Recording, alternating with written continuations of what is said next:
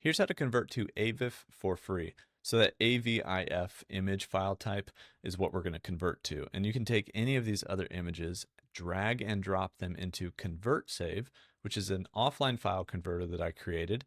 And you can then select the output and select AVIF. We're going to find it down here, right here. And we hit convert, and it converts them all to AVIF, and it even includes transparency if you have any transparency as well.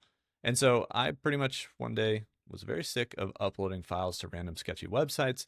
So I asked my brother, who's a developer, to help me create this app that converts audio, video, and images on Mac and Windows straight on your desktop. No internet required, no uploading or anything like that. And if you need this right now, you can check it out for free with the link in the description on this video only.